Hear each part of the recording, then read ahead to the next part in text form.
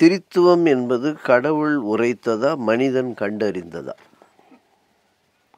கடவுள் நிலையை பக்தர்களுக்கு உணர்த்த ஆன்மீகம் கண்டுபிடித்த ஒரு வார்த்தை தான் திருத்துவம்.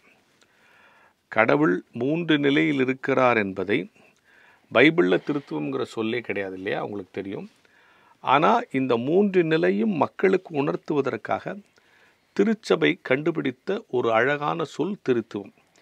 இதை உணர்ந்து கொள்வதும் இதை உணர்த்துவதும் அவசியமான ஒன்று. 3 நிலைகளில் கடவுளை உணர்வது, 3ம் ஒன்றென்று உணர்வது அவசியம் என்று கருதிய நம்முடைய திருச்சபை முன்னோர்கள் திருத்துவ கொள்கையை கண்டுபிடித்து இந்த மார்ட்டின் லூத்தர் காலத்திலிருந்து திருத்துவ கொள்கையை சபை மக்களுக்கு அறிவித்தார்கள். அதனுடைய நோக்கம் என்னன்னா, மக்களுக்கு இறையியல் குழப்பம் வந்துடக்கூடாது, அதில் அவங்க தெளிவாக இருக்கணும். பிதா குமாரன் பரிசுத்த ஆவி என்பதில் அவர்கள் தெளிவாக இருக்கணும்.